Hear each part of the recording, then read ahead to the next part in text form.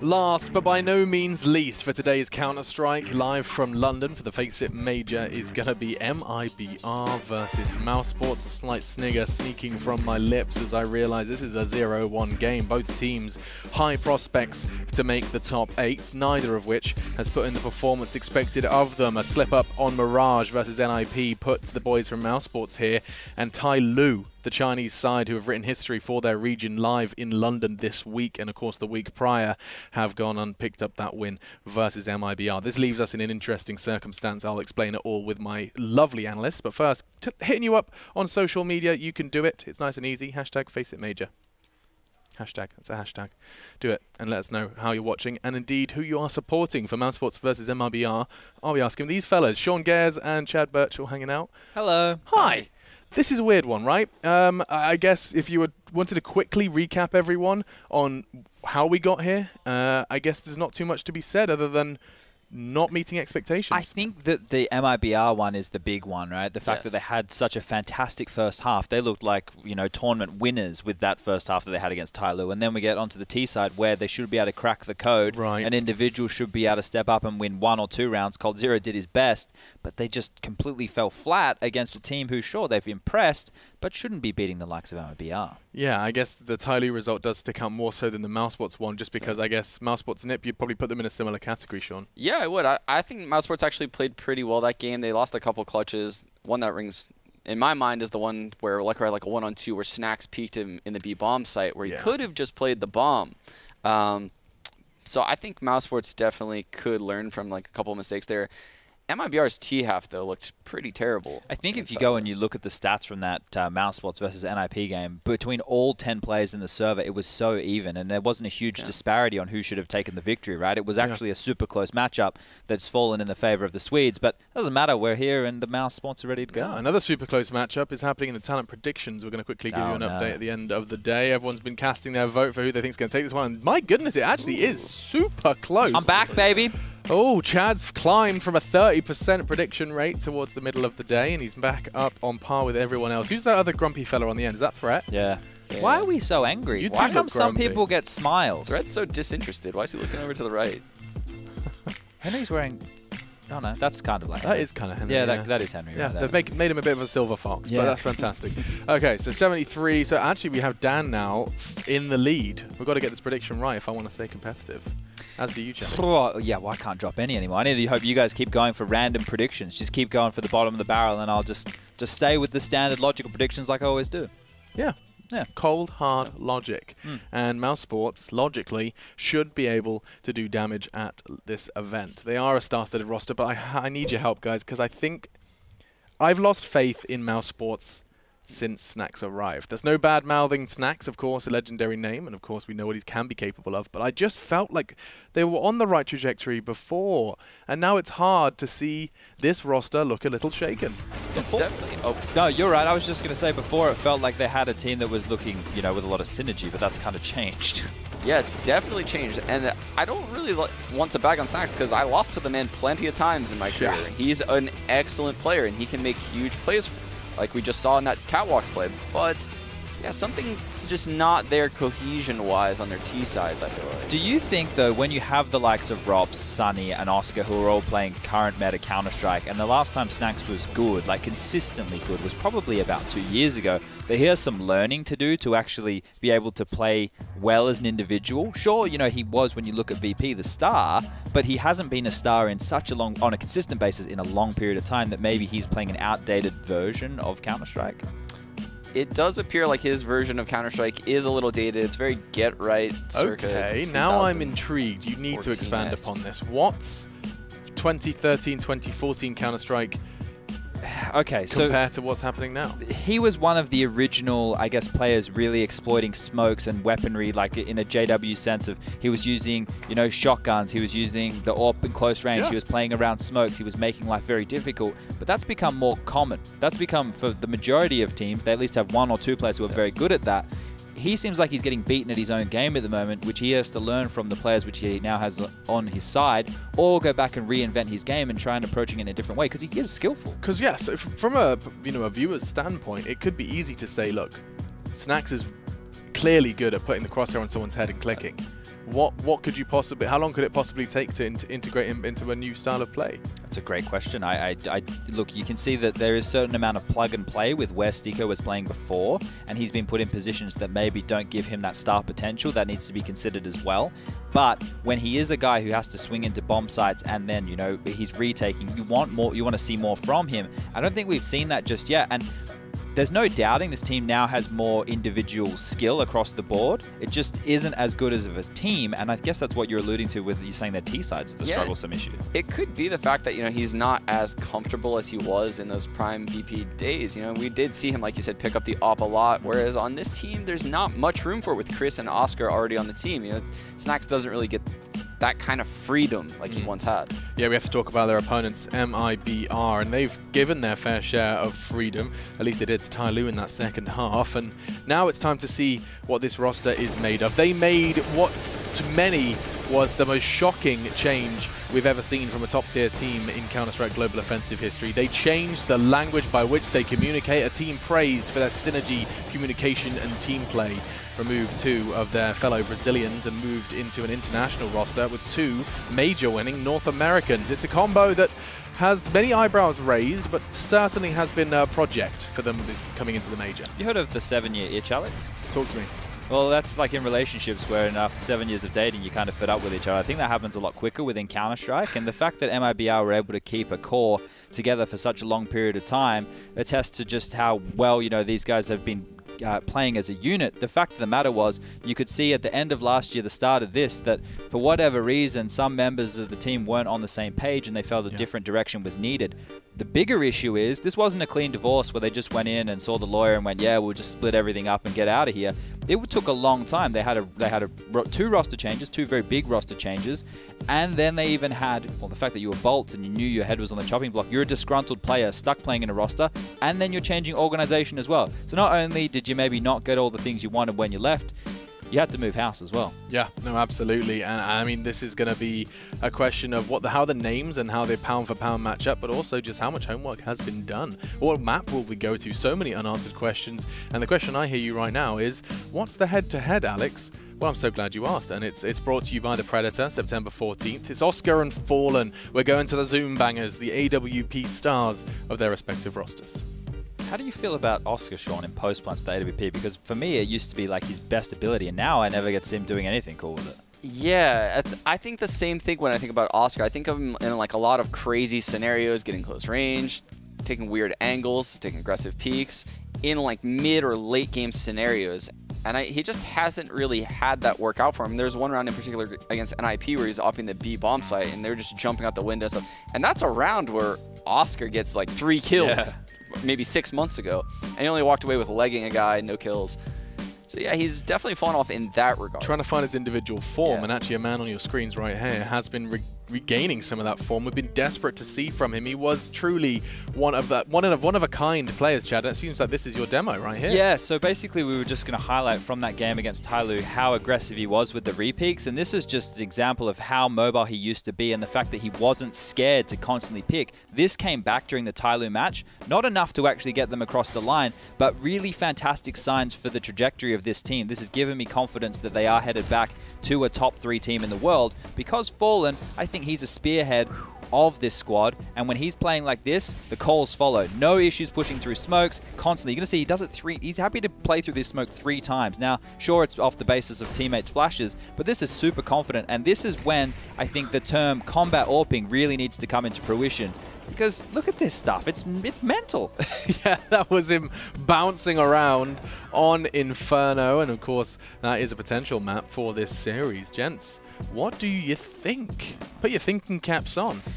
Hard one, right? I'm thinking it should go down to Mirage or Train. Explain your thought process, because this isn't, but I'm bearing in mind, this is a best of 1. It's very easy to just get, you know, not know the inner workings of a team and step on a banana skin. But what are the obvious ones? I mean, Mousesports isn't going to want to play MiBR and Overpass, obviously. MiBR probably doesn't want to play Mousesports. I guess you know, both teams do like Dust 2. Yeah, I was just going to say, we completely forgot Dust 2. And if the murmurs are correct, MiBR are apparently sick in practice on that map. Which means nothing, but that means they like it. I mean, dude, yeah, the idea of seeing that double AWP from MiBR going up against the double AWP of Mousesports, respectively, on their CT sides on Dust 2 could be fun. Yeah, so Mousesports coming out with the Inferno ban right away. They're definitely going to ban Overpass 2 as well. This is where things get a little bit tricky, right? It could go Mirage, Train. Mirage. MiBR get the choice. If MiBR have a choice between Dust 2 and Mirage, they're definitely going to go with Dust 2. Oh, okay. It's between Dust 2. What are we forgetting? We always do this. No, there's only 7 maps, but we forget one. Dust 2 or Train? No, it is Train. All right, so I think the MiBR will go with the Dust 2 because the side doesn't matter, right? So Mousesports get to pick the side in this regard. If they go with Dust 2, they're not. There it is. This is super spicy. I like this a lot.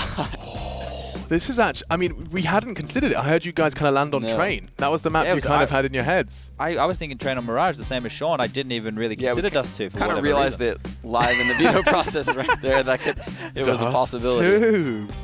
Oh, I'm so glad we get a Dust 2. And of course, I can't think of 2 better teams for a Dust 2 matchup like this. It's 0-1 as well. Don't forget, they're not going to be pulling punches. This is going to be both teams on their A game in a battle for survival. Yeah, this plays into more the fact that we did highlight the AWPers of these teams, right? And they both have potent double AWP potential, actually even deeper than that, right? Yeah. Especially if you think about MiBR. Stewie has no issues picking it up. Obviously, Cold Zero does the majority of the secondary AWPing. Tarek has been known at times to grab that bad boy, and a similar thing can be said over on the Mousesports camp. Chris J and Oscar, and then Snacks can do it. So there's a lot of potential for this one to be a big green battle. They also have some really cool things, MiBR, that like getting Fur out of long A with 10 flashbangs over the wall. He's running backwards into the pit, so doing typical Fur things, So I'm super stoked to see this. Yes, and I'm sure there's 2 other people who are incredibly excited now. They know the map, they know the teams. Gentlemen, Henry G and Sadakis. Is it a big green battle like Shrek or like the Hulk? Ooh. Probably like Shrek. It's more of a Shrek. Okay, I can deal with that. I can get behind that. That video game was hard, by the way. It was designed for children, and I hated it. I remember when games came in cereal boxes. Remember that? Maybe just me then. That was my driver's license. Sorry? My driver's license. We have that joke too. Yeah, it is going to be Dust 2, guys. It'll be a lot of fun.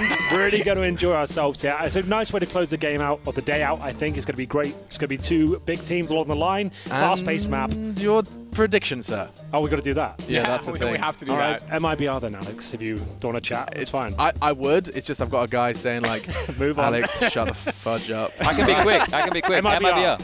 Yeah? I'm doing the same. Oh, everyone's doing this? Is this a thing now? Okay. All for MiBR. It's not a thing. Mousesports. Oh, Matthew. Okay.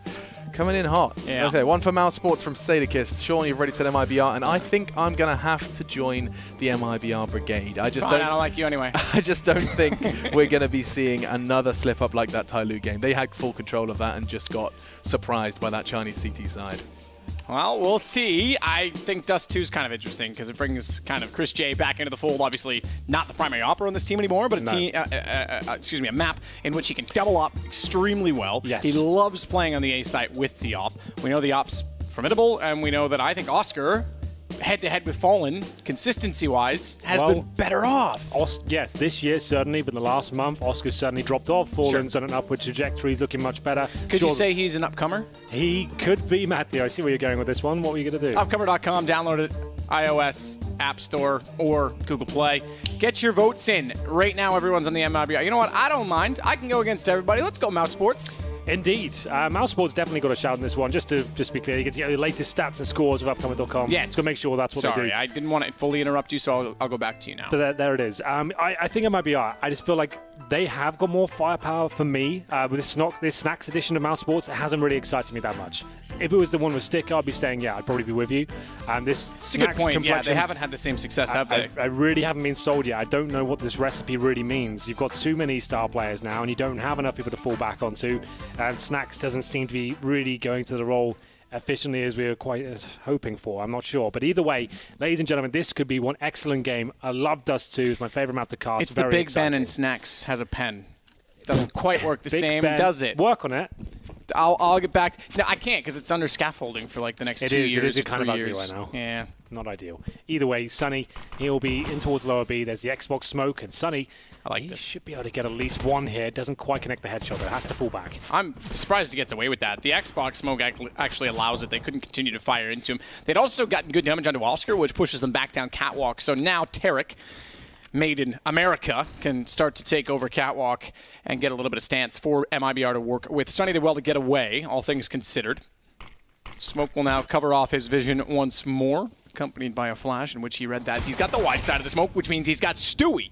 Somehow they overlooked that position, didn't anticipate it at all, and Chris J and Oscar come to blows on Catwalk with Tarek and Fallen successfully for Mousesports. They'll now be up 5-0. Wow. Snacks and Rops. Was that a team ace? It was. All 5 players getting a kill. Yeah, that's not bad at all. One thing I will say about Dust 2, I've watched a few games with Snacks on this particular team. He is actually very strong on the ace side. On Dust 2, one of the maps he actually looks pretty decent on, I would say. So Mousesports could be able to steal this one away. Definitely going to be a close game, I think, anyway. Can't believe this could lead to a 0-2 situation, though. We've got FaZe waiting down there in the doldrums right now, and another team could be joining them as well. Exciting stuff, and it will be the force buy from MiBR. Deagles sees everyone PT50 for Fallen. He is a bit more conservative, obviously wants the AWP going forward. Snacks will be deploying the incendiary. So on the A site, he normally does this. He'll smoke the later stages, then play up close. Even with the M4, he'll get right up to those doors and try and listen out. He sometimes jumps on the barrel to create a sound cue and try and bait them out. But this is very, very classic for him. Oscar going to be baiting Chris J. Wants to show as much presence as possible. Fall back towards spawn. And Snacks, as usual. To be fair, if I know it, MiBR know it. They're going to be checking these angles. But Sunny is there to back him up. You can see them just checking that straight away, taking him down. Maybe a little bit too obvious at this point. Backs away, though, on the M4 toward the car. So Snacks gone. Sunny does ample damage. Tag down to 59 himself. Has Oscar to support. Chris, meanwhile, out toward middle, needs to be effective in collecting Tarek. Does so with the MP7. Play much with the MP5? Yes, I did. I spent 2 days grinding it out. Just with the MP5? Yeah, on like casual servers, the only way you could use it. I actually really enjoyed it. It's quite sentimental, but at the same time, it's just a slightly weaker MP7 with a silencer. It always was. The statistics from 1.6 even showed that, and everyone was like, "Oh, bring it back! It's so great! It's so great!" It was a lot of fun. It felt different. I don't know what it was because it was different meta in general. It was like you could play anti-eco rounds very effectively. You didn't really take them over to gun rounds, though. It was normally just for round 2 and 3, and then you get rid of it. Ooh. Wow, that's not bad. From Sunny, that car position proving to be very strong these days. Pretty much clean sweep there from Mousesports. Gave 1 kill away. That's Snacks going down to Tarek. But remember, they knew what he was doing there. Like I said, if I'm aware, then they certainly are of his tendencies. So it will be 2-0 MiBR now with the full eco. Not really much they can do with this round. There's Tarek and Stewie. The current major champions, I should add. Yes, they are, having transferred over from Cloud9, one of the many changes we've had since the last major. Just to be clear. But yes, came from Cloud9, now part of this Brazilian project. Yanko now signed as a coach as well. Yeah, our boy, formerly the analyst, now the coach standing behind them. A big change in his career and line of work. Pretty cool. It's so cool and bizarre at the same time, right? Someone going from a broadcast role right involved to the coaching side of the game. It's certainly a cool thing. But this should be quite a simple procedure now as Chris J, very proficient with the MP7. I'm a bit sad the MP5 didn't make it to the major. Yeah, it would have been interesting for them to try and inject that into the major just for the hype around it and whatnot. The Snacks collects out on Tarek. But it is not to be. Cold, Fallen, Fur, Stewie, Tarek. The only lineup in existence currently that has 5 major champions on it, however, never teammates in doing so. Yes. Okay, yeah, that's a good point. It's kind of an interesting point. Kind of gives you the state of things. Yeah, no, exactly. It shows you exactly that it's just been such a strange year in terms of roster transfers and people. I think obviously a lot more money being involved is a big catalyst for it all, and some of the huge transfers we had, but some crazy teams now available in the CSGO landscape. Either way, AKs are out. Fallen's actually got Galil. So he was saving for the AWP, remember. He actually took a conservative second round, but I guess the lack of utility and the lack of success with no plants means they've had to take a few compromises here. Sunny, such a strong aim up. Happy to hold positions by himself and get multiple kills while doing it. You'll see him towards CT spawn and especially short. Watch out for him there. When they change their setup to a more short focus, he is very good at playing behind those steps right there. So let's see how this transpires. A execution's very viable still. The meta and execution hasn't really changed on Dust 2 ever since the beginning. of CSGO. Those executions towards the A site are still ringing true today.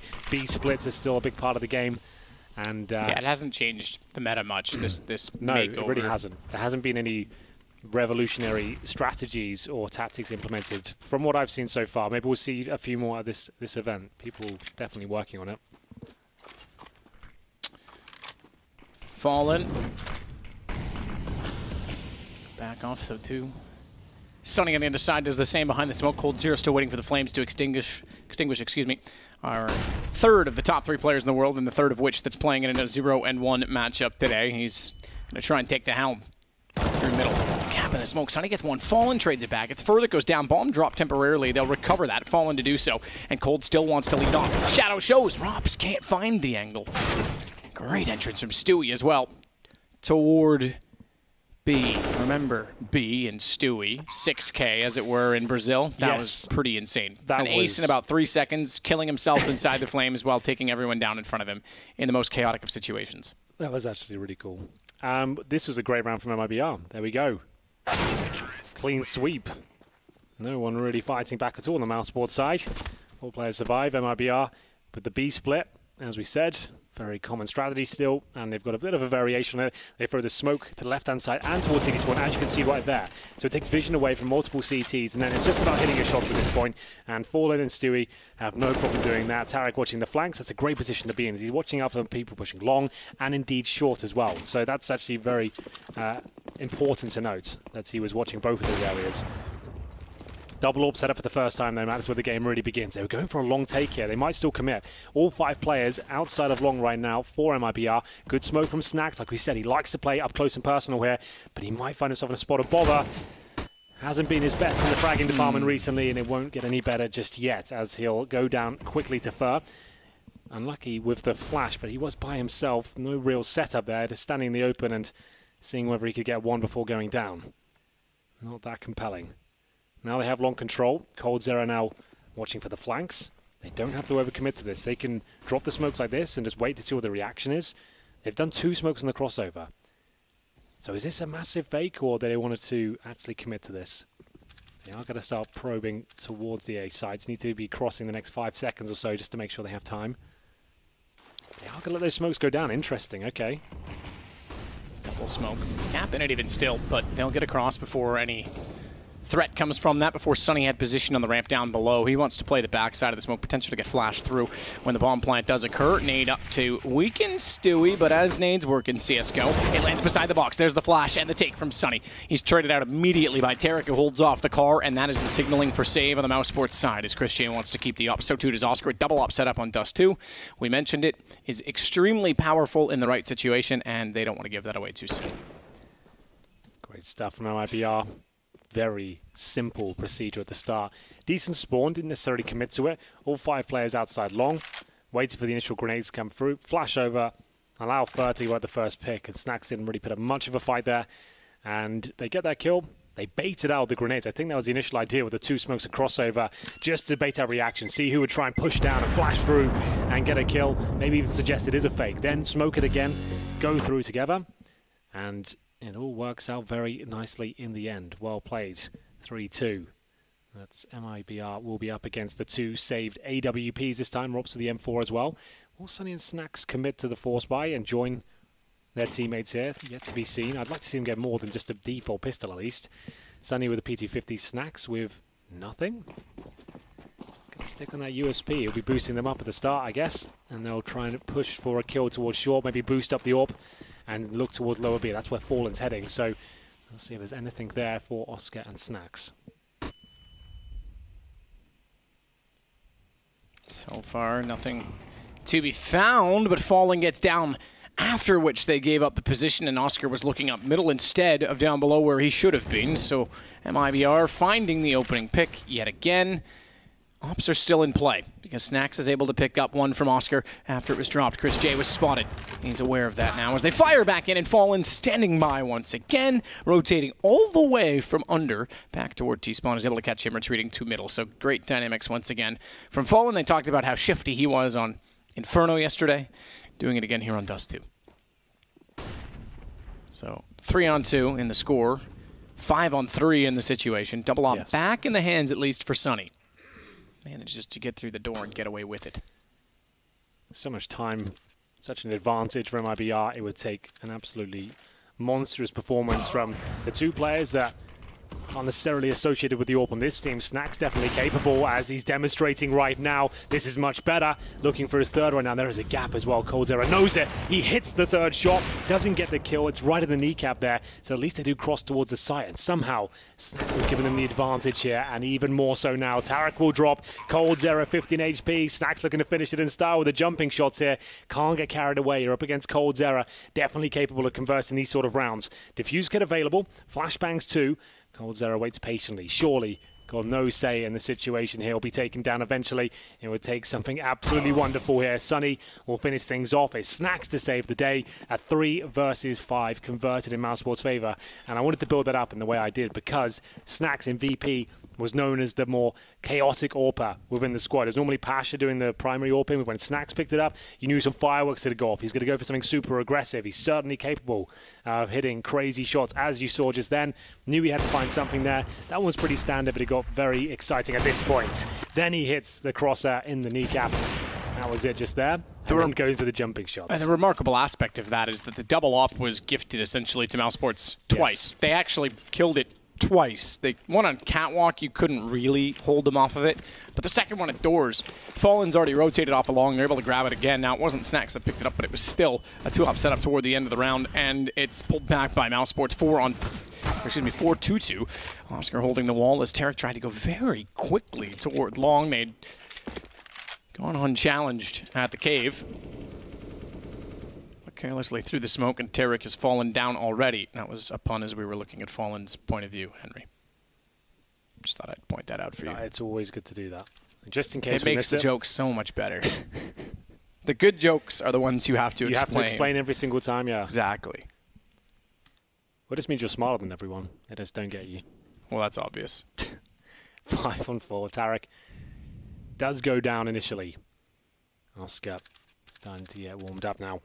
Fallen looking for the kick response. It looked like he nailed the shot, but it went through the corner of the wall, I believe. Either way, Oscar, 20 HP. Lives to fight another day. They'll commit towards long. One flashbang over. They have got the smokes to cross as well as the flash. Here's the commitment. Snacks with the incendiary. Doesn't actually... Yeah, not far enough. I don't think any of it went through. Got extinguished on detonation. Stewie does get down Oscar as a result of crossing over, and Oscar was not ready for the position. Sunny wants to retake from long, but caught with a nade out, not ready for the gun. Fallen times his peak to perfection. And it's now the man advantage with a bomb planted to MiBR, looking to recover for the last round. As Stewie holds the bottom side of the ramp, they've got Elevator watched from above at Goose. Together they converge. Stewie's able to take down Chris J. Even still, Cold was on top of the site. And it's Romps to try and stay alive. 1 versus 4. No up being carried over this time, and I don't even think that M4 will make it. As Cold confirms, it's now 4-3. MiBR making up for the last one, you could argue. And a small, it's not a reset in terms of overall rounds, but it is a financial reset in some ways for Mousesports. Back and forth we go. 4-3, Mousesports certainly comfortable on Dust 2. We've seen some great games from them in the past, but Fallen, this suits his playstyle absolutely perfectly.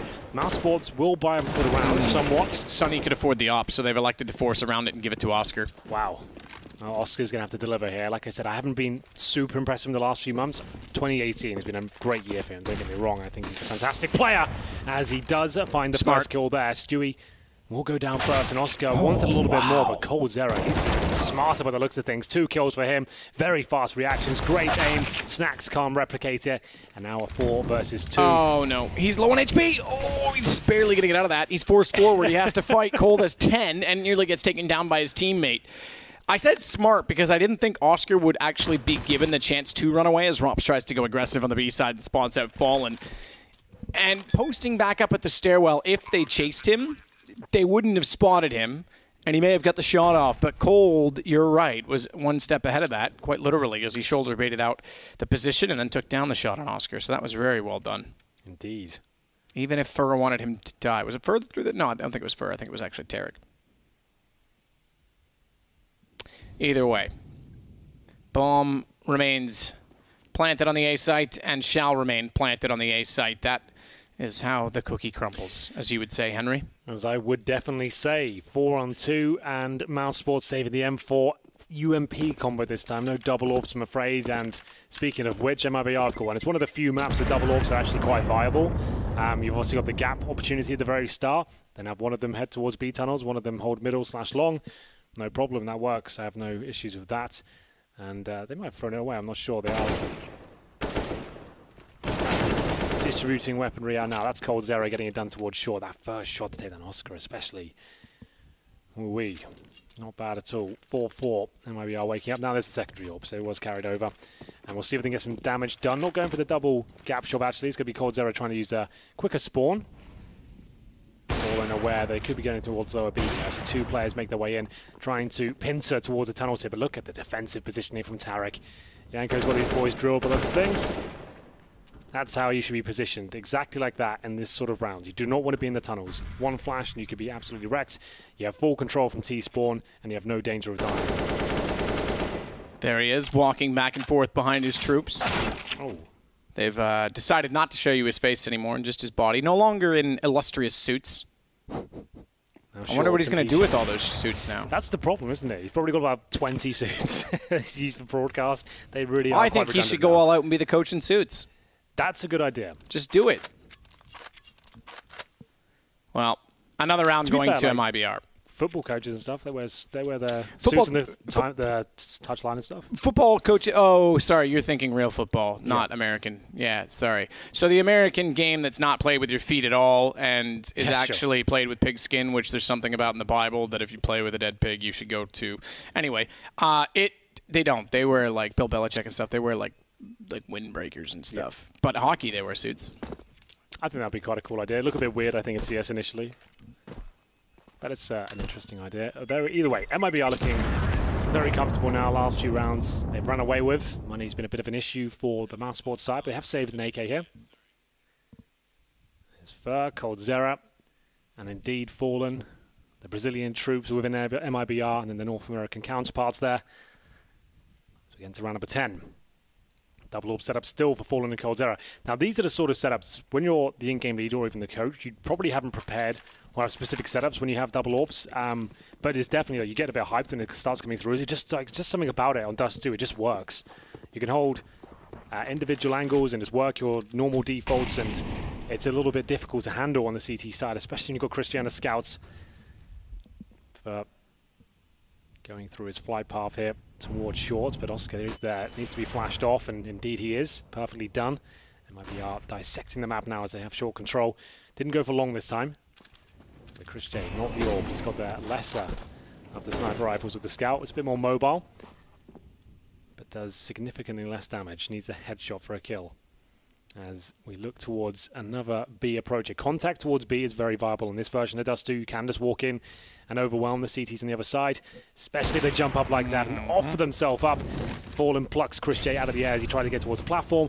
That could be the round in itself, because they have no real say in this. Look at the utility, or the lack thereof, of the CTs map. They can't really justify a retake here with just one kit and one smoke, one flash. I think they just have to save. One of the hardest sites to retake in the game, in my opinion. The B site is so hard to get back into without utility especially. So yeah, it's 4 players still up. It's 9 alive in the round. Bomb just now planted, and we've already reached the conclusion in terms of where the score is going to be set. It'll go 6-4. But what we don't know is how many guns will make it that far. As Fur's taken down by Sunny, waiting on the ramp. No one else really that close as of yet to take guns away. But Cold getting aggressive with the op, gets tagged and dropped. Certainly does. coldzera taken down, but the spirits of MiBR are still high, as if now their 4th round in a row on the T side of Dust 2. I'd say it is more T-sided if you had to ask me, but Dust 2 has always been one of those enigmatic maps. It's really difficult to say what the rules are. Anything goes, really. It's a real brawl, spawn-based gameplay. So 4 players from Mousesports survive, only 2 for MiBR, but they take the round victory. Nice little B approach there, like I said. As soon as they got that 1 kill, you couldn't even justify going for the retake. But saving the weapons actually looks quite promising now. They've got a double orb set up, an AK, 2 M4s. Mousesports should be in a better position now, but look at the decent spawn. Can we make sure we watch coldzera at the beginning of next round, because he's got one of those godlike spawns, and yeah, we're ready for this. He's got the AK in hand. He knows what he has to do here. Knife out, Maybe a teammate flash over. He's going for that one tap. Snacks sometimes plays passively, will flash and smoke from a defensive position, but if he wants to cross over to the pit, could be in a lot of trouble. There's Snacks on your screen right now. Loss bonus almost a maximum, as you can see. The middle of your screen there, 2900 goes up to a maximum of 3400 after losing 5 rounds in a row. There's Sunny, one of the key fraggers for Mousesports. Need to see him come online officially if they're going to recover from this. Currently has 9 frags, not playing bad at all. But coldzera, I can guarantee he will be going for this kill. Let's see if they want to throw flashes with it as well. Off he goes. There's the initial utility used. And there is going to be presence there. They want to challenge him here. Oh, that's... Okay. Your reaction was great.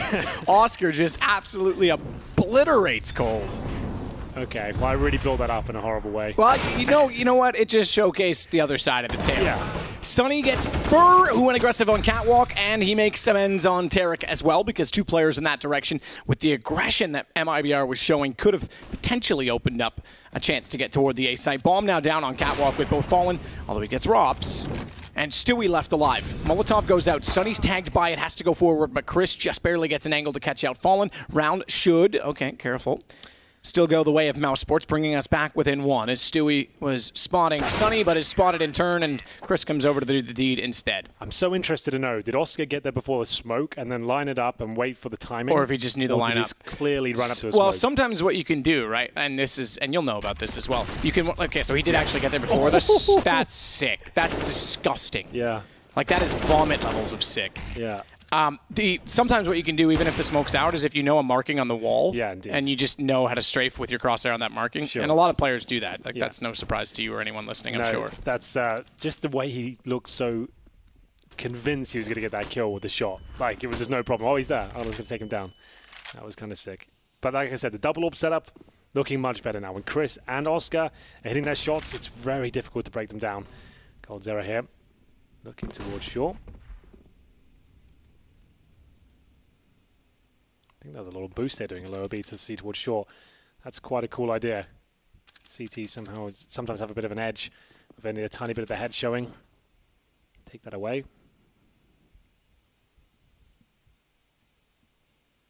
Fallen waiting for an opportunity here. That should be a smoke. It's one of the deadliest angles to face as a CT, especially if you don't have the AWP or a flash to go with it. Trying to challenge that door area really isn't a good idea. So smoking it whenever you can, whenever it feels like a good time to do so, always advise. Sunny will be outside the B bomb sites. There'll be 2 players inside. They've gambled quite heavily towards B. Chris J, Rops, and Sunny on that side of the map. Applies a lot of pressure towards Oscar now.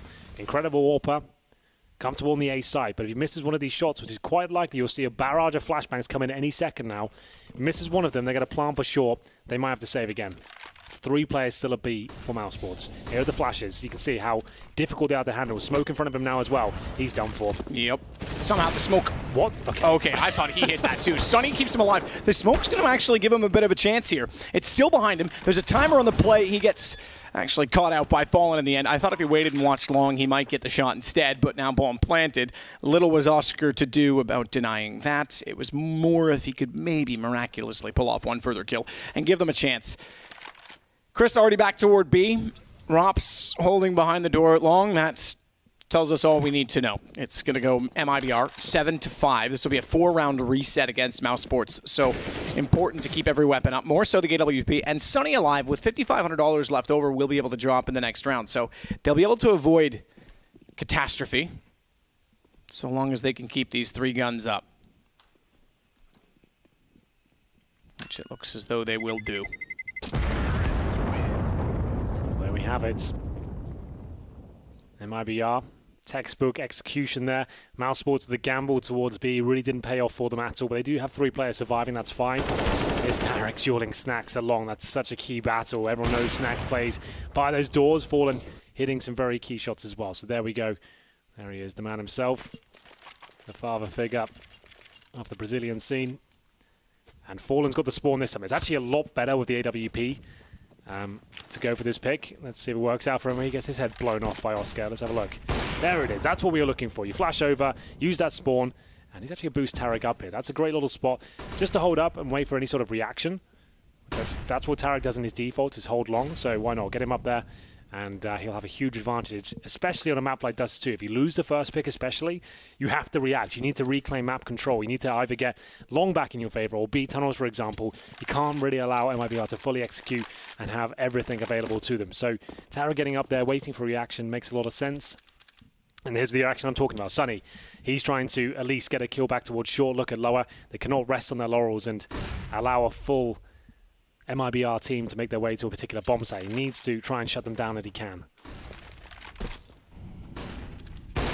Sick flash from Chris, but couldn't quite convert it. No, couldn't. Fallen, I think it was just high of him, so he still had a little bit of vision, fires the shot back, and now MiBR, despite that I said they could avoid catastrophe and actually keep some money in their favor, is now struggling tremendously because it snacks on A site, on the ramp that has to hold off everyone heading that direction. Tarek comes out from long before there's really anything that could be done in the position of Snacks, and Rops is on the run. Well, not really much he can do with this one, I'm afraid. He will get at least one nice kill there towards the tunnels. That's Stewie going down. But overall, another successful one for MiBR there. They are going to, at this point, reset Mousesports. They had a really decent round before, but the reinvestment with grenades has left them in a compromised position. Rops will have to save the AWP here. He's currently on 3 kills, 3 deaths. Hasn't really had much to do. He's normally on the B side of the map and hasn't had a lot of action, to be honest. I can relate. Tarek, indeed. And looks like Tarek might be able to take him down here. A missed no-scope will confirm it. Money in the proverbial bin now. That has to be an eco for the last round, I would say, at this point. As we'll get into round number 14. They can't really justify much more than maybe P250s or CZs. They need double orbs again to finish this one off, I would say. Fallen, looking back, this time was able to find Oscar, who was probably riding high on confidence from the previous round, but caught out in the same position. It's always an interesting battle to me. It's very intriguing. I mean, there's so many fast positions. I mean, you said it when this was picked in the veto before we were on camera. You said this will be fast because these two teams, these style of AWP players, there's just so much available to it on Dust 2. You get the mid-cross, you've got the A-long battle, you can rush out toward Catwalk, potentially, like, you know, Guardian used to get boosted and run there with the op. There's a lot available to them, including this, which is a push-up Catwalk late from the CTs to try and catch out the weapons, mind you, against pistols, but to catch out MiBR at long. Tarek seems to have an idea that this is happening, and that's a very, very obvious shadow. Yep. Foretelling. Shadows are a thing. Foreshadowing. Oh, nice. There you go. So the bomb, not going to be rushed towards the site. Tarek gets another shadow cue there. Some players do forget you can't actually see your own shadow in CSGO, so it is actually quite difficult to remember how obvious it can be. So you'd think looking at the floor, like, I'm fine here, but areas like that can be a bit of an issue. She's come in for displaying his aim and spray control. It's actually getting a little bit awkward here before they finishes things off. Doesn't matter how many men they lose, they've got more than enough money for the last round. Doesn't really mean too much. And here we go then. Scouts are out. There's an AWP for Oscar. Scoots are out. Scoots are out, and it will be Oscar, 7 kills, 8 deaths. Chris J, 7. Not really what I was expecting from them on the Dust 2 CT side. 7 kills. Probably, what, 2 or 3 of them of AWPs? Here we go. Oh, goodness gracious. Dack, dack, dack, dack, dack, dack. Here it comes. It's like playing Duck, Duck, Goose. You will not cross the beam. Well, they will, actually, yeah. Yeah, you'll get over completely unscathed. So don't worry about that. And they'll swap those weapons back naturally. Well, at least one of them to an AK. Tarek seems to want to hold his. Still firing it. You can hear it echoing off in the background. You throw a decoy down after buying one of those. You have them scared for 20 seconds. Let's go. Do that. 5 decoys. All auto snipers. Stewie waits down below at Cat for anyone that's going to push back out and try and find information. A bit more of a default that we're used to seeing from Mousesports this time. Car, long, a swing rotation from on the A site. You could say that it's a little bit further away in the fact that it is, in fact, Sunny holding closer to the mid side of CT spawn. So Molotov's thrown both directions. No one's going to be walking through mid doors for at least the next 10 seconds. Good find from Oscar, considering they were waiting for that position the whole time. Well, here we go. Recovery mode for MiBR. Mousesports opening pick. Great shot from Oscar. Snacks tagged at the start, remember. Got caught crossing over to that pit. Now best off to staying in it. Only show his head. Actually opts to stand in the open. Interesting decision with that one. Maybe caught in transition. Oscar with flames around him and knows his presence towards long. Perfect flash, but the teamwork's actually looking really good for MiBR. They're not making many mistakes here. Very tricky position for Oscar to play without anyone to support that. He doesn't have anyone behind him. Jump shot Chris twice, not likely. Fallen ready for it. And Cold already out toward long. The positions fall apart. Oscar had nowhere to hide, nothing to really work with. It's Rops, young superstar, Estonian, who's now dead. I think he's the youngest player in the tournament. I was wondering that because, you know, obviously he is absolutely in the top 5 youngest, but we've had so much more younger talent coming through lately. But I had to look at the challengers, and I think you're right. I think it still is Rops. 10-5 nonetheless. MiBR in the lead. MiBR in the lead. And we will see the second half begin. Ladies and gentlemen, Mousesports with it all to play for here. Looking down the barrel of 0 and 2 here. Estonia is an interesting story within CSGO, I suppose you could say. Sure. A country of about 1 million people, maybe just above that, I think, near the Lithuania area and that demographic in the world. 3 players that have actually made their way into the pro scene, despite only having 1 million as a population. It's always had a pretty decent community. In Source especially, we had 2 or 3 teams that are actually quite good from Estonia. So HS and FETS, by the way, just the other 2 in case you're wondering. They've definitely got a history within CS and CSGO. Young talents coming through. It is great to see, and that's why we love CS so much. You've got so much opportunities and talent coming through. Either way, we are going to have a fast A approach here, at least from Chris J, who takes a bullet in the face, I think, through the corner, so he will survive for now. 5 versus 5 at the moment, but not for long. Fallens are great today, and they will commit towards A. Cold Zera's there, though, looking to block off heads. Doesn't have to with a low HP player coming in first, trying to bait in Tarek, who sat towards the goose. He might not even get opportunity here, Matt. Cold Zera's taking every single kill for himself. Tarek gets a little slice of the action towards the end. You can see what it means to these boys. I'd like to change my prediction. What did you say at the start? I said Mousesports. You're the only one. Listen, someone's got to do it. And I honestly think that they would have had a chance, and still maybe have a chance in this. We're not done yet by any means, but second pistol going against them is certainly going to hinder that. I think MiBR looks more drilled. Maybe Yanko certainly had something to offer to that team. I think it is relief pressure of Fallen. Instead of him having to watch all the demos and focus on the team, he can actually play his own game now and have someone to fall back on. Yeah, and even with Zeus, with Dead, they didn't have any sort of tactical coach. But with Zeus, they had a little bit, but he was still more of a manager. Sorry, what were we going to say? Zeus, they won two majors, right? As soon as he absolutely. Left, the drop-off was quite significant. I feel like when Yanko comes in now, there's going to be maybe not straight away success, but they're going to look a lot better than they were. Sometimes it takes that outside perspective. Yeah.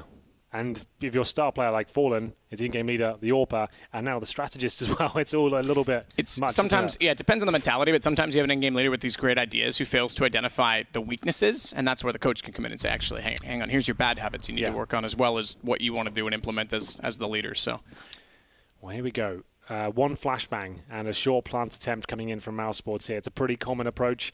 Tarek, this time towards long. Fallen will be the player baited in. Are they going to commit? Maybe not. Most teams go towards short because you can get that plant on the left-hand side of the bomb site. It's actually quite easy to get up there with a few missed shots. They're going to go for the contact B play, though. I talked about this earlier.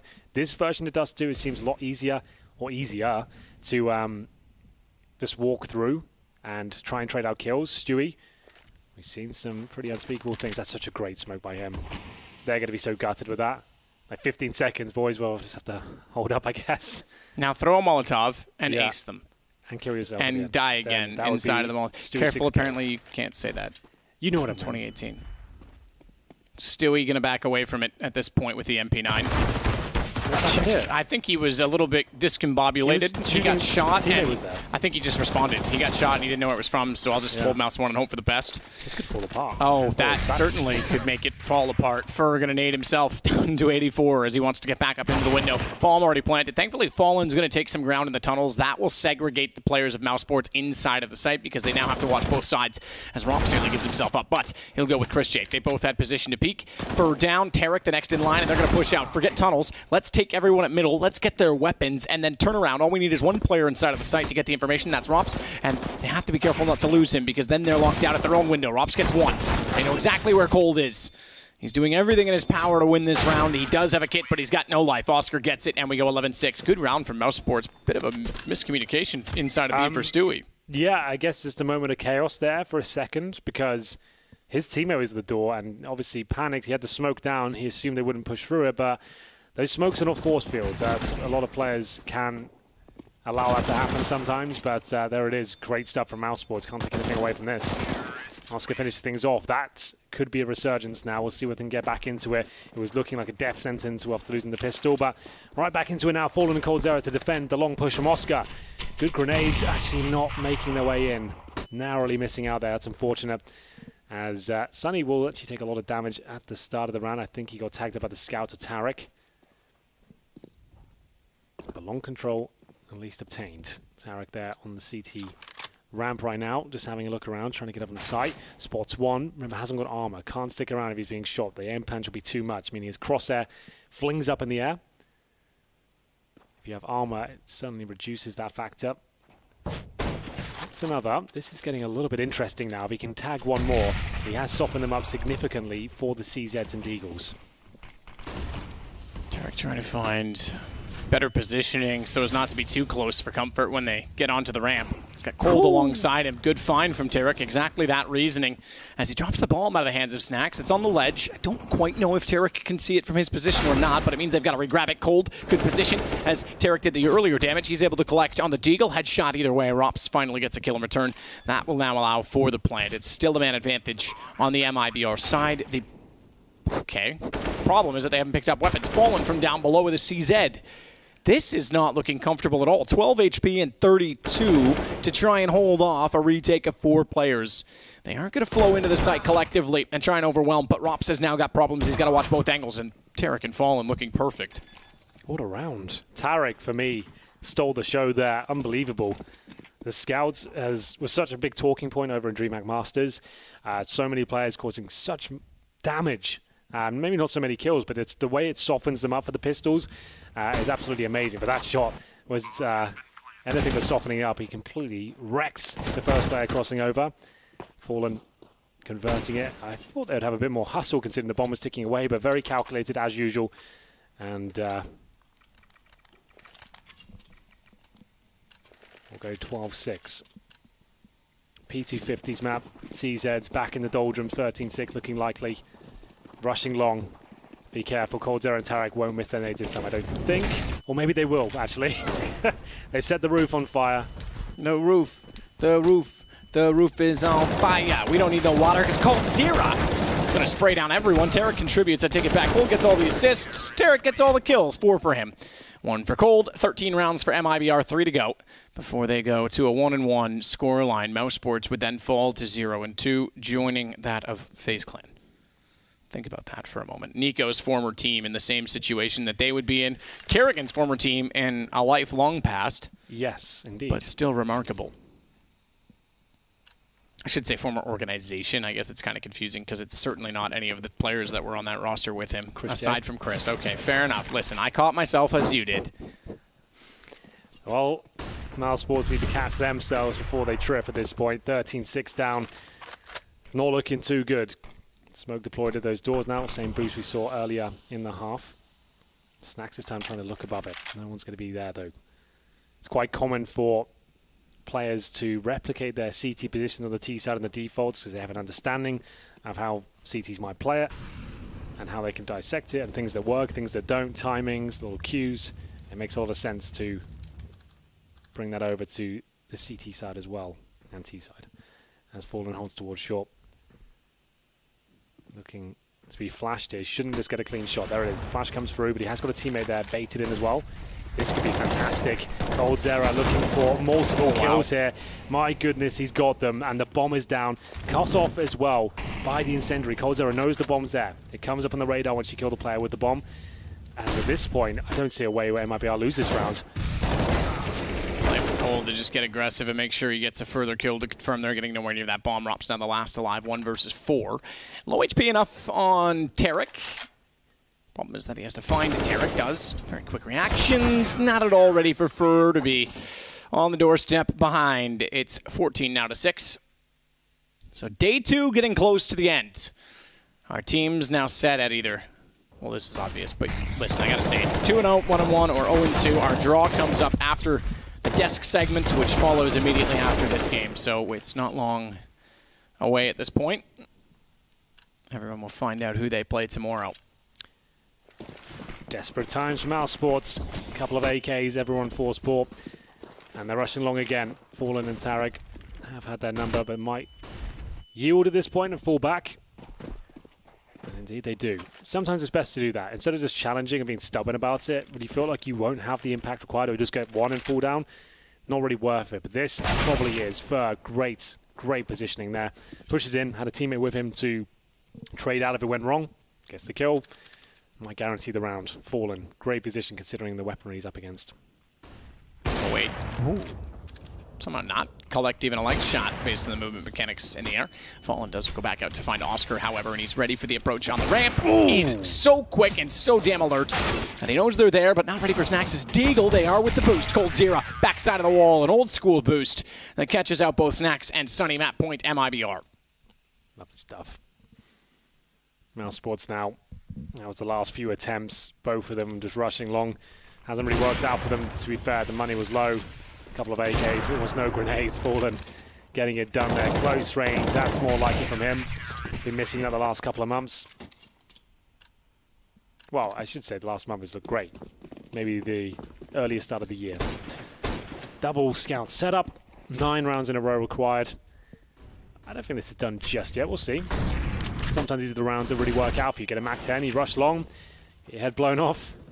Not what I was expecting there. The bomb goes down. coldzera has played like an absolute savage in this particular outing. Really has looked good. 4 versus 2. I think we're coming to our logical conclusion. Perhaps not. Rops does pull one back. That's coldzera taken care of. They're going to head towards B, and that's currently open. Stewie's going to rotate in. He's got the AK-47. Gets 1 kill. That is going to be game. But let's have a look. Well, so far, no such luck. They're trying to go either side of the box to find him, but he's figured that out. Got the one-on-one Oscar down. Game done. Stewie confirms it with 2 Ks. And it's 16-6 for MiBR. They come back to level footing. So too, as we saw Na'Vi do in the previous game. Mousesports now fall victim to yet another team and find themselves facing elimination. Remember, tomorrow we could have, well, we will have 2 teams going through and 2 teams going home. But we could have a team that a lot of people probably had going through to the top 8 already departing. I had to double check the screen there. I just thought for a second, what's Yanko doing there? I still really haven't got used to it. Great game. I didn't see him. I missed my chance. No, it was weird. It's like, it was just a real strange moment for me. There he is, absolutely. So shaking the hands, Mousesports, not their best showing here. It's been the case for a lot of teams you'd expect to go very deep at this event so far. Like you said, not the end of the road though. 0-2, not a great place to be, but plenty of teams have come back from that before and even gone on to win the tournament at some point. So Cloud9. Cloud9. So it's never over until it's over. Got to keep fighting, keep grinding, and Mousesports definitely have the capabilities to go even further. I'm sure they'll be absolutely fine. Time will tell, though. It's going to be a scary 0-2 position. And we're going to find out who plays who coming up very shortly. Yeah. There is a chance Mousesports could play FaZe, which is scary, isn't it? 2 that international was squads. It was almost a little rivalry last year. You go back to ECS just over, or just under, I guess, a year ago, Mexico. When we were in Cancun, played in the final. Mousesports actually managed to win that, and they've played multiple times and had pretty good affairs in that sense. Well, Matthew's been a lot of fun. That's the end of the day for Counter-Strike, but we do have one more lovely interview for you. I believe it's the winners, of course. Tarek and Fallen down with Freya. Yes, that is right, Henry. I'm here with the winning side, MiBR. So, guys, you had a loss yesterday, a close loss against Tyloo. Can you tell me what it felt like coming off of that? It felt like that was the only loss we're going to have in the entire tournament. Tyloo's their best. They know how to play the game, and we just lost ourselves in the T side, and it's props to them. They played a good game. And of course, we didn't exact everything like we could, but that doesn't matter in the test. Like, what matters is Tyloo played a perfect game on the T side, and they beat us.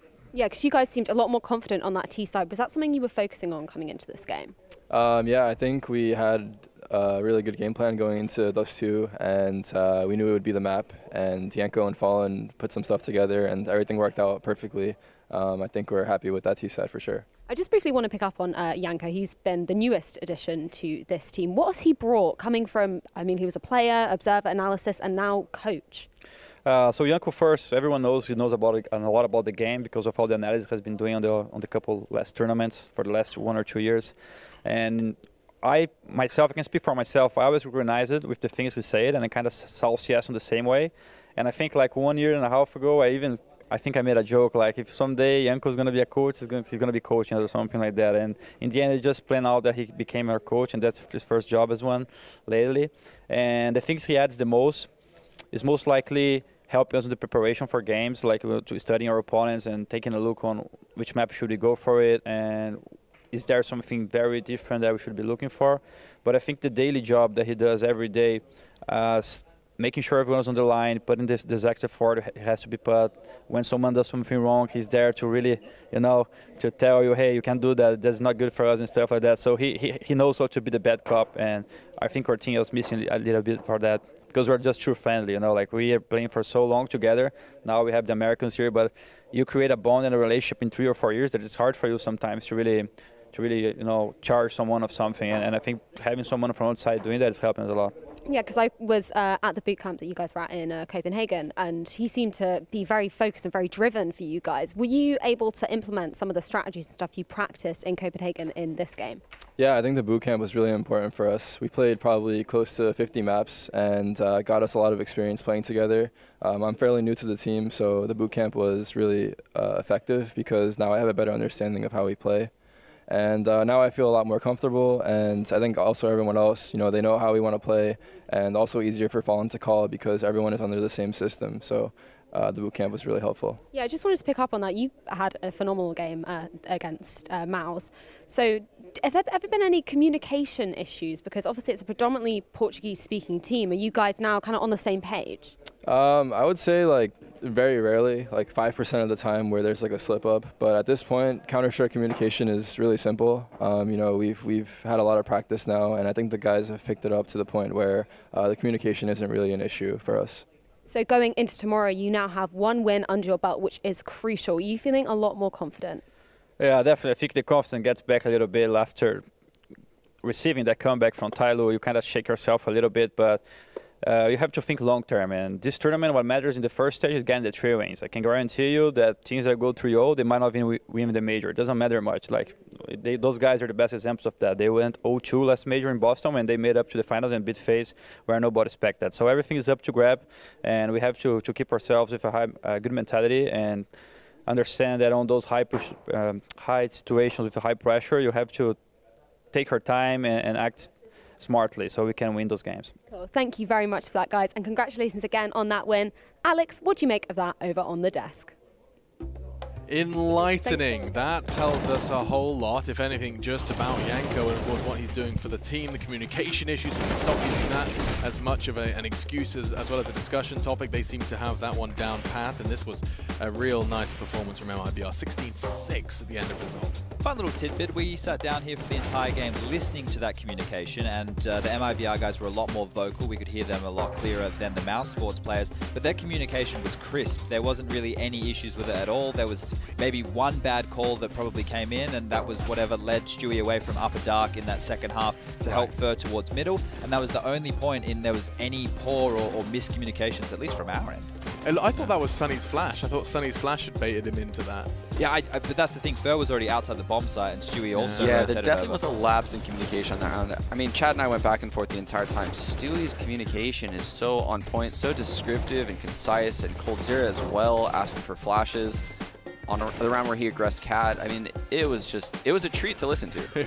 It was so much fun as well. I mean, the fact of the matter is, when you take a look at that scoreboard, yes, Stewie, bottom of the scoreboard, he had 2 good, fantastic rounds to watch. And Tarek, he said he's feeling a lot more comfortable, of course, the newest addition to this roster, and I'm sure that boot camp did wonders for him. I mean, he seemed to express it quite beautifully and concisely in his interview. Just, I know where everyone's on the same page, so we're all as a team, we're going to feel stronger. You could definitely see that in their game plan on that T side as well. They felt like they knew what they were doing, and there was a couple of times where the rounds could have gotten really messy, but that was more by Mousesports doing. But from what you could see, the guys from MiBR were ready and raring for any aggression. That seems to be the play, okay? Well, when they lose a man, they're going to go aggro. They're going to go for a pick here. They're going to go from aggression here. And they seemed like they were ready for it in every single situation. Yeah, and in our head-to-head, we had Oscar and Fallen. Now, of course, it does seem like Oscar has fallen off. Haven't quite seen that flare from this fantastic star AWPer from Mousesports just yet here in London. There's still plenty of time, but Mousesports slip into the danger zone.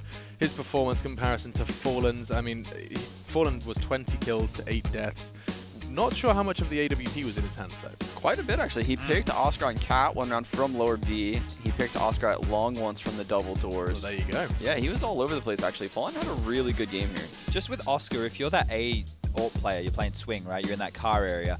If your long anchor is dying, then you have a really big decision to make, right? Do you now commit to long and go for that duel, or do you just sit and hope that you can dance around the smokes and make as many kills as possible? It's a really weird position to get caught in limbo. Yeah. And for some reason, towards the end of that first half, they were cheating an extra man towards middle, right? Yeah. They felt like they wanted to have a lot more presence towards B and middle, but the guys from MiBR just were mainly attacking A. Yeah, MiBR had a really good read and game plan going in this match. You can tell they made it a point to hit the A bomb site a lot. Other than that first mid-B split that worked, and maybe that's what they want to do. Maybe they wanted to show B pressure early and then hit A pretty much every round. Hey guys, look what we can do. Yeah. And then we'll never do that again, actually. Yeah, that's actually the only time you're going to see it. Yeah, mind games, I mean, for sure. You have got a demo clip for us, Chad. I want to take a look at it. Yeah, it was one of the strats that we saw coming out from MiBR on their T side, and this was a double pump. They were able to get long control quite easily, get the kill onto Snacks, and from there they were very poised. They waited, and they actually used 2 waves of attack here. So as soon as they grabbed this kill, they're calling here. The actual calling was, you know, he's blind, he's blind. They push on out. They're able to grab this frag. From here, they wait. They just posture. They don't do anything.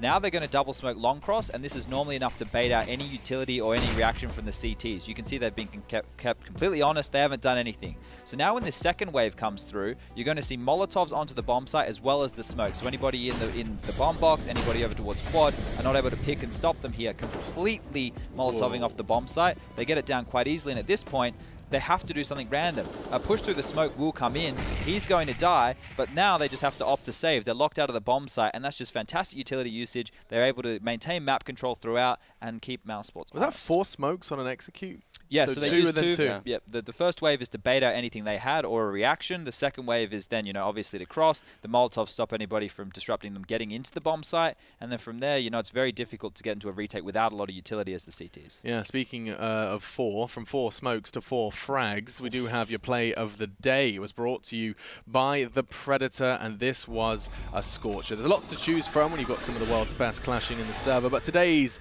play of the day, brought to you by the Predator, was Bondic. And this one was rather spicy. I mean, the shot through the smoke, it all just pieces together so cleanly, just back and forth through the pillar. Saw Skadoodle was putting his face to his keyboard after that one.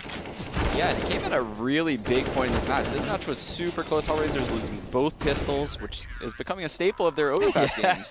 They don't care about losing pistols, though. Yeah. We always talk about Bondic having impact late in games, and the same as Dead Fox there, you know, so that's a great round to have and such a pivotal moment. It was. Now, I don't want to take away your analysis time because we've got the draw coming up, and I figured we'd spend most of that time now just wrapping up any loose ends you feel like you had from Mousesports versus MiBR, but we have to bring that bracket up as well, because if you've just joined us, you missed all the action for another day here in London, but don't worry, the VODs will be available. And if I asked our analysts which one, aside from the most recent game, of course, Na'Vi FaZe, is that the one at the tip of your tongue, Sean? Which one do they go check out? Those last 2 games in particular were really good. MiBR showed a lot of promise, but yeah, the FaZe Na'Vi game, both of those teams came to play today. I can't imagine a tournament with FaZe getting knocked out after seeing them like that today. It's in a bit of a weird place for them right now, but I think maybe even, I don't know how I'm possibly saying this, but Complexity versus G2, if you want to watch bomb site execute after bomb site execute. Yeah. So that's something to look at. Well, all of the teams are going to be looking at this because it is time for the draw. Let's get our heads around this one. Rold is ready to do his thing, and so we will be providing you with some insight and I imagine some reactions, because there's going to be some madness going on here. So this is, of course, with the Buckhold system in place as well. Therefore, it is a little more clear-cut. And I imagine just for proceeding's sake, we're going to be seeing even the ones which are locked in. Speaking of complexity, they're up first. So there's a 50-50 chance that we see Astralis versus Liquid here, which would mean we could have Complexity versus Big, which would give one British player straight into the playoffs. Oh, so we could actually right now know if there's going to be a UK player in front of the UK crowd. It is. Woo! UK Counter-Strike. Okay, well, that means the other matchup has to be Astralis versus Liquid. That's the other 3-0, potential 3-0 matchup. Play again. Which is great, you know, that we get to see them come in a little bit earlier than we may have wanted. I think, you know, you obviously want the easiest run possible to get to that position. But in this regard, it'll be a good matchup. It's going to be a great matchup, and it's going to be a real litmus test for what Liquid can do going up against an Astralis in this form. Yep, Team Liquid and Astralis is locked in. So that's Complexity and Big, and Astralis Liquid. so far for the 2-0 teams. Moving on, looks like it's time for the 1-1. Here we have to get G2 versus MiBR, I believe, and Hellraisers versus Tyloo as 2 of the matches for the 1-1s. Okay, you're saying that with a lot of conviction. I'm pretty confident. I'm that is correct. Like 90% confident that is the case. So Na'Vi can play the likes of NIP, Fnatic, and Vega. Na'Vi looking for their opponent. The reason those 4 teams, they all have a score of 2-2, whereas G2 and Tyloo have a score of 3-1. You're talking about the Buckhole system, yeah, exactly. not the win. Yes, sorry. Wow. We have to go a little bit deeper here. So Na'Vi that's a big Nip. match. That's Na'Vi versus That's an Nip. incredible match. Wow, I'm very interested to know how the Ninjas square up versus Na'Vi. So that means that this matchup has to be Fnatic versus Vega. Correct. And based off of the banter coming out of the mouth of Draken today, I'm sure that the CIS teams are ready. Ooh. They can probably smell blood in the water. Oh my goodness, he has been chatting a whole lot of smack. Now he's going to have to back it up in the server. Fnatic versus Vega Squadron is going to be coming up tomorrow. Right, so just to reiterate the other matches, it will be G2 versus MiBR and Hellraisers versus Tyloo as the other 1-1 games. Right. So, Hellraisers Tyloo? Yeah. Interesting. That is a match that could be very spicy. Okay, roll. Don't hesitate, man. You can keep rocking and rolling. You're doing a fantastic job there. So there's a 50-50 chance here we get FaZe versus Mousesports, which would mean the other game is Cloud9 versus Winstrike. But these are the elimination games. Cloud9 versus... These are the elimination games. FaZe looking for their opponent now. FaZe clan. Please don't be 50-50 chance, Mouse. Please don't be Mouse. Don't do it to us, Rolled. Don't do that. Don't bring do him it. into this. It's nothing to do with him. Oh my it's happened! The last matchup will then be Cloud9 versus Winstrike. Yeah, so Cloud9 versus Winstrike. And keep in mind, 1 win and you advance to the next major. Correct. So that's a very, very important matchup for both of those teams. So what you're telling me here, Sean, is there is going to be a game tomorrow, a single map of Counter-Strike between FaZe and Mousesports, and one of those teams will be at the minor. Yes. We'll have to go through the minor. If I see FaZe clan at the minor, I'm gonna just, my brain's gonna melt. It already is. That is like the worst case scenarios on both extremes. You know, we could have had the likes of Big versus Liquid and Astralis versus Complexity, and then we could have had like FaZe versus Cloud9 and Winstrike versus Mousesports. But instead, we have the beefiest matches in both ends. Yes. It's so exciting too, because even the next major has so many implications, right? Because could be so many NA teams coming to the next major via just because of the Cloud9, Liquid, Complexity, MiBR. But let's leave the FaZe Mouse discussion and just talk about everything else just for a moment. Yes, Chad, I know. Complexity big, and one of these teams, one of Complexity and Big Clan, are guaranteed to be in the top 8 of this major. Breathe that in. Complexity, they came through the minors. They truly have climbed to the point of potentially getting to that top 8. Big stand in their way, though, and they will not go down easy. Astralis versus Team Liquid. That's in a matchup that every Counter-Strike fan who is truly a fan of good Counter-Strike will not want to miss. And into that 1-1. Now, this is intriguing. I'm not sure what I'm more looking forward to. Na'Vi Nip or Tyloo Hellraisers? I think that Tyloo Hellraisers is going to be such an intriguing clash of styles and aim. I definitely think so as well.